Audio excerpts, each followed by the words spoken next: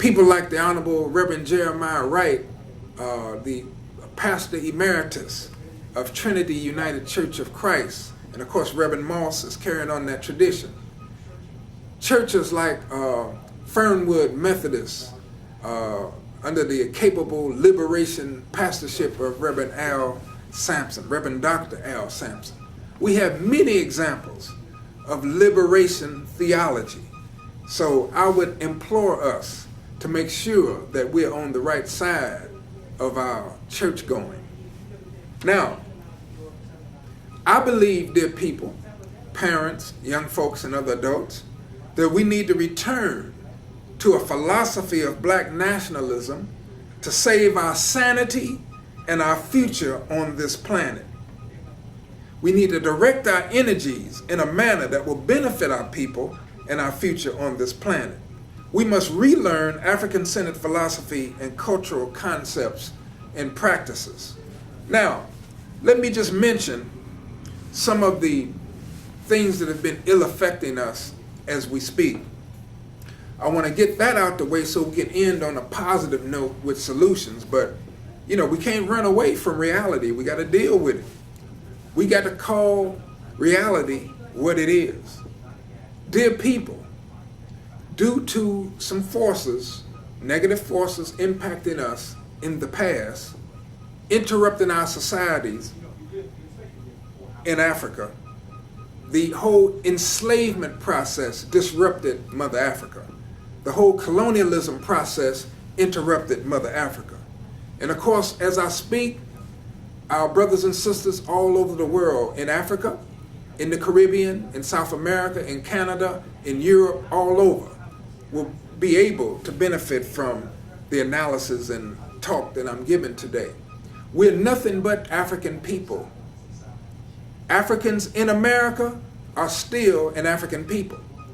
But as I was saying, our problems, this just didn't start last week or last year. It is the result of some ongoing assaults on our group by others, some evildoers in and out of power, in the corporate world, in government, and among the masses of their kind.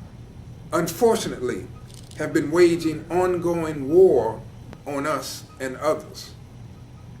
Now, in terms of the current time, in the cities, for example, you have all this unfortunate fratricide. Black folks killing each other. Mostly drug-related, fighting over drugs and turf to sell the poison. Our young people and adults in gangs or street organizations, but having the wrong identity, purpose, and direction in this life. We have been suffering from the disrespect that many of those folks have been showing their own kind. The killings have been horrendous. They will continue. We will continue to hemorrhage that way as a people until we can offset it with positive action. There's negative action, as Dr. Kwame Nkrumah said, all around us, but there's positive action. We have to build the positives so strong, dear people, that we offset the negatives. Now, I'm going to be hitting y'all with some philosophy and some concepts, alternative concepts. And I come out of the radical and revolutionary tradition of our people. And you must be open-minded to hear what I have to say, because I'm standing on the shoulders of many giants, heroes and sheroes, and folks we'll never know their names, who gave us wise counsel. And the things that I'm dropping, the knowledge I'm dropping, that ain't stuff.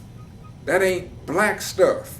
These are, as Dr. Karinga says, life lessons that you need to hear, reflect on, absorb, and begin to practice. We need an alternative lifestyle. But as I was saying, we're surrounded by chaos. Unemployment is rampant in the black communities around the country and around this world. Capitalism is a very destructive economic social system, and I'm going to deal with some information on that shortly.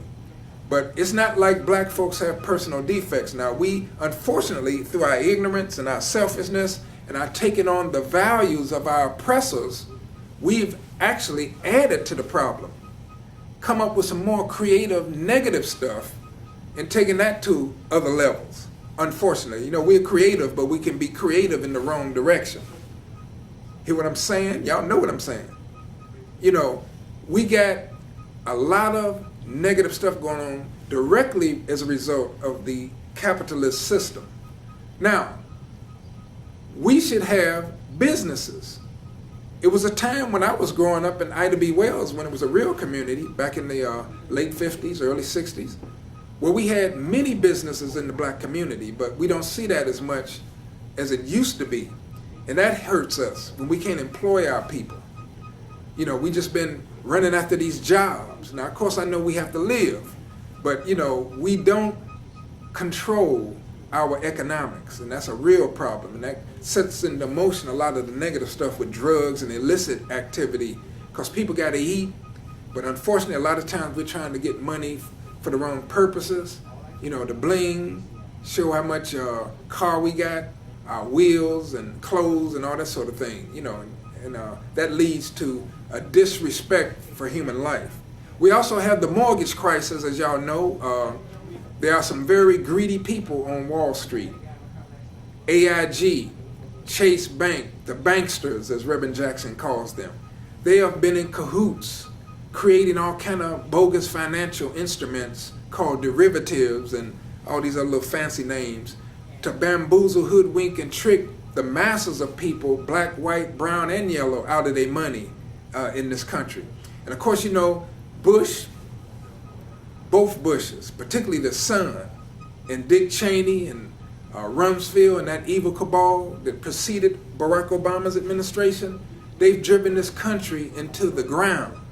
And now they expect Barack Obama to be a Superman and straighten it out.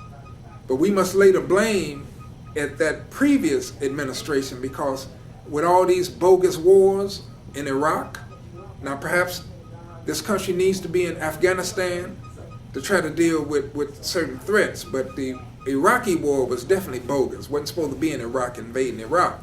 But all that money going to the war machine, the military-industrial complex that President Eisenhower, Dwight Eisenhower, warned us about years ago, is in full effect. The prison, the jail prison industrial complex, parents, as y'all know, is in full effect, and is negatively affecting our people. This is the incarceration nation. Okay, it's not the land of the free and the home of the brave. I call it, at this point in time, a post-industrial, regulatory, welfare, warfare nation state. That's what America is. Based on the triple evils of racism, capitalism with its economic exploitation, and sexism. They don't want to treat women right.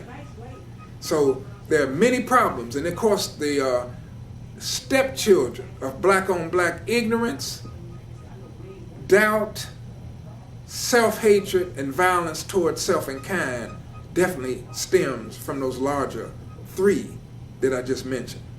So, dear parents in the audience, and the young folks that I hope are sitting there with you, and other adults that might be looking at this video, it is crucial that we take time out from all of these distractions to really begin to deal with focusing on what the Honorable Marcus Garvey called the central concerns of life. Hey, I'm a bopper, I'm a walker, I try to step a little, I dance with the best of them, Brother Kulubally does.